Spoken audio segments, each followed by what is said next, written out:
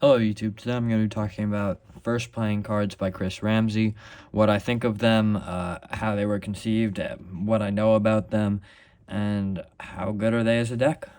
Now I'm going to start this video by just talking a little bit about Chris Ramsey. He is a Canadian magician and YouTuber. He has, I think, about 6 million subscribers.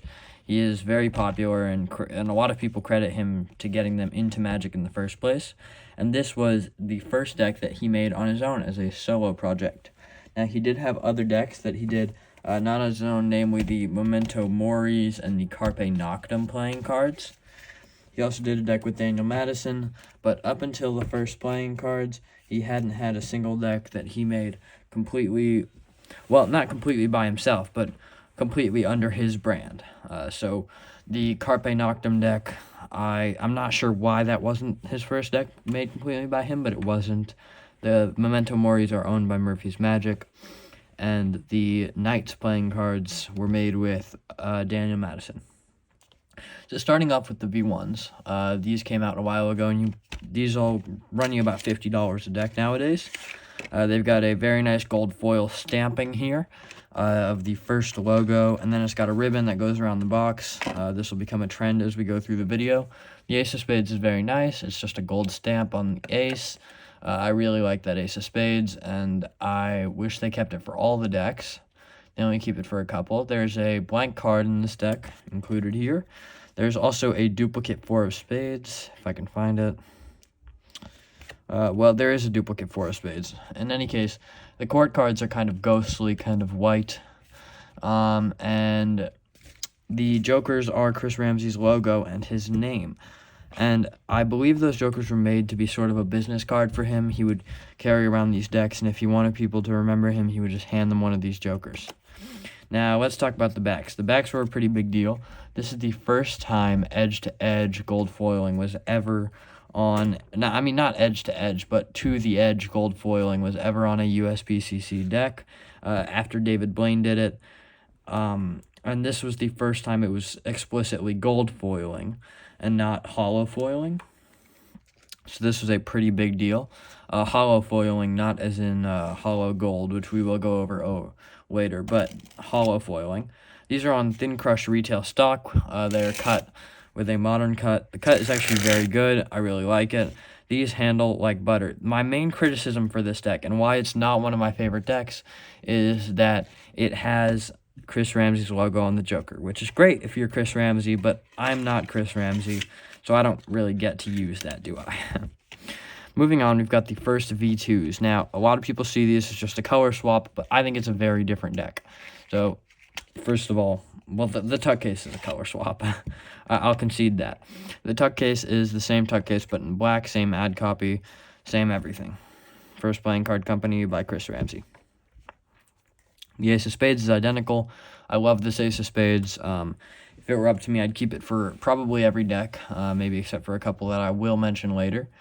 The face cards are a nice chocolatey brown and kind of lavendery. I really like the face cards on this deck. And then the jokers are where these stamped jokers get introduced. Now, I know these add a lot to the price of the deck, but nowadays it doesn't really matter because these are sold out and they will run you about $55 a deck. As for the back design, it is a lot more vibrant. It is a lot more colorful. It's got more gold. It's got a gold border on it. And the black is a lot more vivid than the white was on the last deck. So this one stands out a lot more. I like this one a lot better. The jokers are much nicer, and I think the back design is better. The main criticism of the back design is, if you can see on the first logo up there, it's hard to read that says first. I would have put a black background or a white background there, but it's okay that he didn't, and I actually like the gold border. A lot of people don't. I think it adds to the aesthetic of the cards, and I think it makes them stand out a lot more. Now, up next is the version 3s. Now, these are somewhat of a break from tradition. These are not just another color swap. The tuck case is identical to the V1s, except it has these palm leaves on them. Now, I really like the look of these, and I'll let you make up your mind on them. It's got the gold foil stamping on the inside. The back design is a repeating two-way back design of the palm leaves with faded borders, just like the Memento Mori deck, or gradient borders, rather. and it's still got that first gold ribbon going along the side. Makes it look really good in fans and stuff, as you can pretty clearly see, or as you'd probably be able to guess anyways. Now I'm not sure if that's why he did it, but it's there. And other than that, this deck deviates a lot more than just the backs. The face cards have a different color scheme and have palm leaves in certain instances. Yeah, you can see that one's carrying a palm leaf. So that one, it still comes with a blank card, a duplicate 4 of spades, and 2 jokers. The jokers are once again these stamps. I really like those jokers.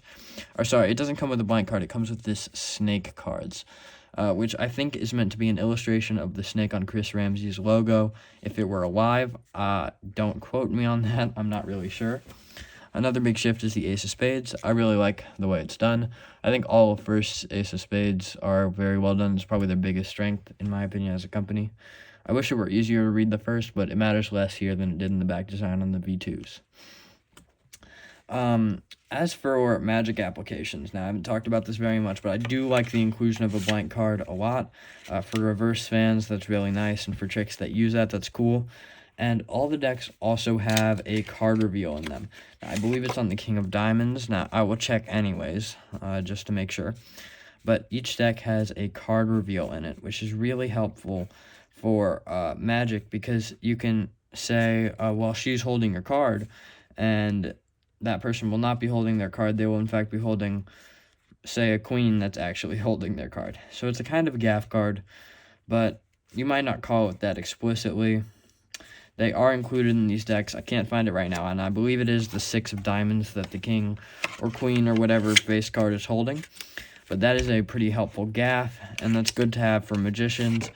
I really liked that addition. You don't have to use it, and no one will notice it if you don't. It's not something that's just going to be seen by the spectators, even in the slightest, honestly. I've never had anyone notice it, and it's a really good gaff to have. It's a fun trick, and if you have enough decks now, I know most people don't, even I don't with a lot of my decks. If you have enough decks, it's cool to just be able to hand that to someone and let them keep that card. Now, moving into the next deck, this one's a little bit weird. It is a complete pivot.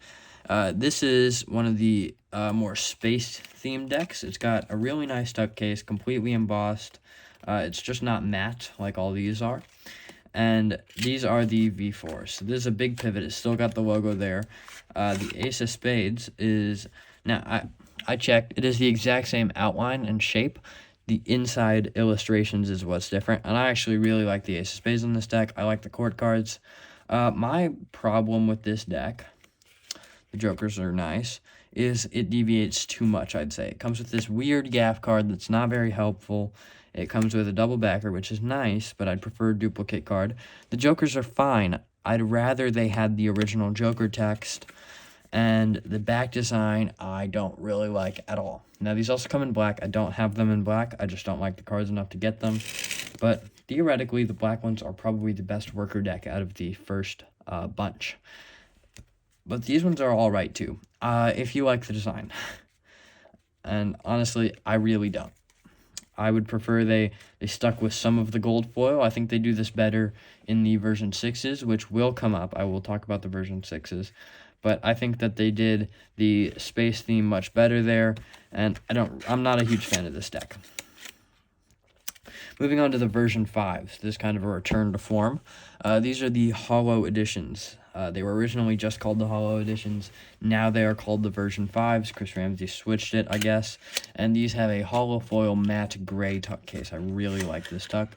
It's got holo foil stamping. And I don't know if you can see that, but on the ace of spades, that is not gold foil. That is gold holo foil. So you might be able to see it if it catches the light here. Yeah, there you go. You can probably see it there. It's somewhat green and gray and purple. In person, it's much clearer, but that is a very nice change. It's got that on the jokers too, and it comes with, once again, a blank card and a duplicate 4 of spades. Now, looking at the back design, it is an inverted version of the original back design. So where there was white, there is now gray, and where there is gray, there is now white, and there is the first stamp in gold holo foil all along the edges. This is probably one of my favorite decks. It's one of the most affordable. There is a gilded version of this deck that I do not own. that I probably will get and review soon. I've heard it's the best gilded deck out there, but that awaits to be seen.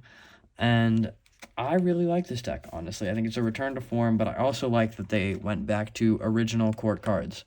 These are completely standard courts. I watched Chris Ramsey's video on it. He said he was tired of looking at customized courts. He just wanted a return to form, and I couldn't agree more. I really like the court cards on this deck. I think they are absolutely beautiful, and I think this is a really, really nice deck to round off this set of cards. And I thought they were done when they came out with this deck, which we will talk about a little bit later, but they weren't. So these are the version 6s, and these are the other two decks that I would say would fall in line with these 4 versions in the way that they are similar in a lot of ways. I don't know how to explain it, but I'd put these as a set. It's got that that gold foil stamping on the inside, and this is sort of a combination of the Spacey deck and the original first deck, and I think this is really well done. I think the back design is beautiful. It's probably my favorite cardistry deck. Now, I don't do a lot of cardistry. My cardistry is notoriously bad, so I won't do any here, but you can see we've got 2 jokers. I don't like the jokers at all, but honestly, I don't think it's that big of a problem when the back design is so stunning. And these cards also come in black, which I do have the black deck, so I'll pull them out in a second.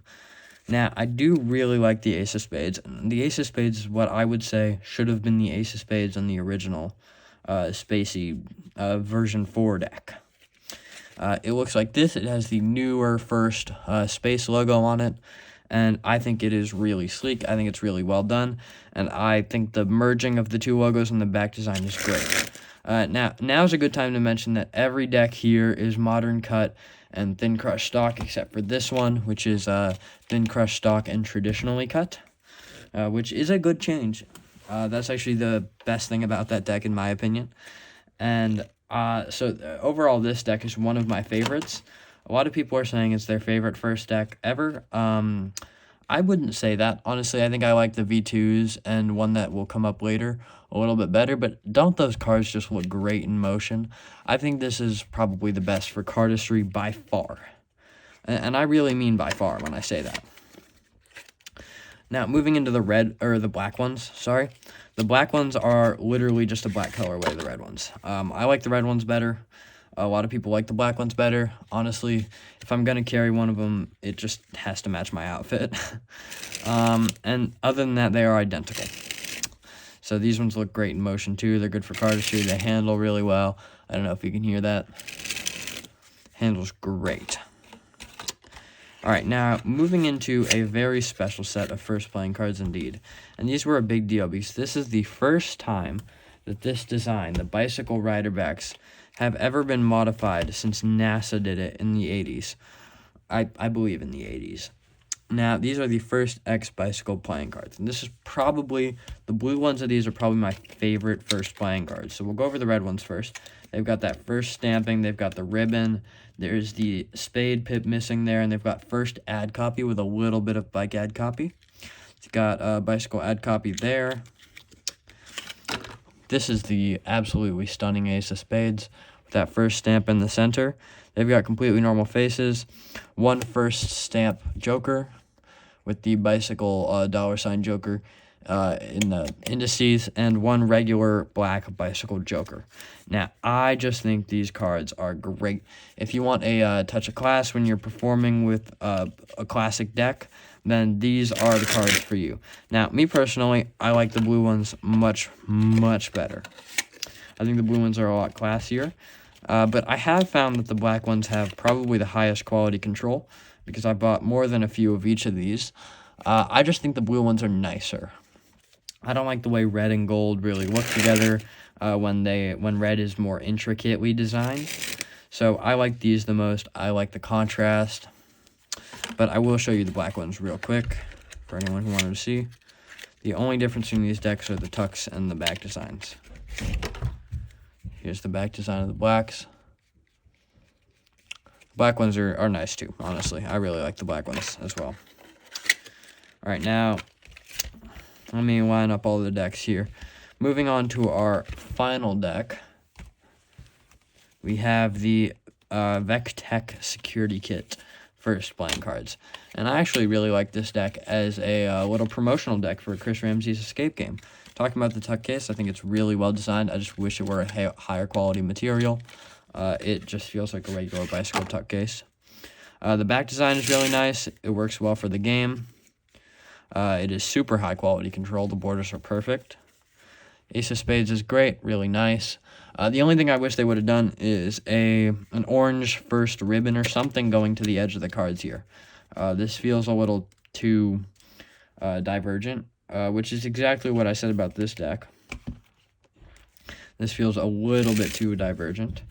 I do really like the Ace of Spades, very nice. CR52, Chris Ramsey 52. The face cards are orange, the red pips and the red indices are all turned orange, which is cool. The face cards are really nice, I'd say. Then it comes with 2 jokers. The jokers are both really nice. I really like these. They're pretty simple, but they're minimalist and I like them. This is a game card. I've not done the escape game. These are going for about $12 on the website right now. They used to just be available in the game, though. So, I don't know. They used to be rare. Now they're not so much. So, going through the prices real quick at the end here. This is $50, $50, probably about $20, $20, 15, 15, 15, 20, 20, 12, 12. Now, those were my reviews on all the first playing card decks I own. I obviously own duplicates of these, but I'm not going to review those because they're the same deck. My personal favorites are the Blue Bicycle ones, the version 5s, the version 6s, and that's probably it. Those are the only ones I really like. All the other ones are kind of eh. They did a lot of things first. They were the first non-government agency to modify the bicycle rider back design, which is very protected. They were the first deck of cards to go edge-to-edge with gold foil. They were the first deck of cards to go edge-to-edge with gold hollow foil. I don't know if they've done any other things first. Some people claim they are the first designer brand of playing cards, which I wouldn't dispute. Honestly, I'd say these are probably the first, go figure, designer brand of playing cards. I really like a lot about this brand. I think it's really a passion project from Chris Ramsey. My main gripe right now with it are the price of these decks and this one here. Now, this one here makes a lot more sense to me because you have multiple cards with foil on both sides. These ones, not so much. There's only the backs have foil. Only the backs have foil on these, so it doesn't make that much sense for them to be $20. I'm sure there's a good reason, but I don't know that good reason, and it hasn't been disclosed by Chris Ramsey or anyone surrounding him. So it's kind of frustrating for me to be paying like $40 for 2 decks of cards. 2 decks of cards. When these ones have more gold foil by like a mile and are only $15. It rubs me the wrong way, honestly, but I don't mind it. Right now, at least. My fear is that it will get worse. This deck here comes gilded in rainbow gilding. That's $30. That makes sense to me. I don't think it's a cash grab at all. He said he was barely making even on these cards, and I honestly believe him. These ones are really expensive to make, apparently. Overall, I like this brand a lot, and I would only really use these 2 decks to perform. If I were you, I know it's kind of my specialty to talk about decks you'd perform with. So these would be the best ones to perform with. Thank you for watching, and I will see you next time.